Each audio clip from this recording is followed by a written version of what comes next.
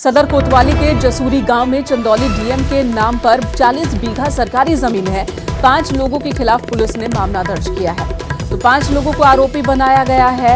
40 बीघा सरकारी जमीन है जहां पर फसल लगी हुई थी, धान की फसल लगी हुई थी और आरोप है कि दबंगों ने डीएम के खेत से ही धान की फसल काट ली है। नितिन हमारे सहयोगी इस वक्त हमारे साथ फोन लाइन पर मौजूद है। नितिन, पूरी जानकारी दे, क्या कोई कार्रवाई हुई, कोई पकड़ा गया इस मसले में?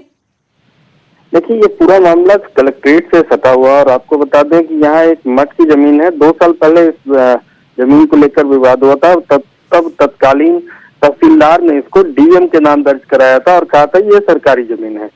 तभी से ही इस जमीन पर दबंगों की नजर है। आपको बता दें कि लगातार इस जमीन पर खेती होती आ रही है। बीते नवंबर में इस पूरे मामले को डीएम ने संज्ञान में लिया था और इसको कुर्क कर दिया था जो खेत में फसल खड़ी थी। लेकिन आपको बता दें ये खुली चुनौती है प्रशासन को, खुली चुनौती। सरकारी जमीन पर अब फसल खेती हो जाती है, फसल काट ले जाते हैं। आखिर खेती की किसने थी, फसल कौन काट ले गया?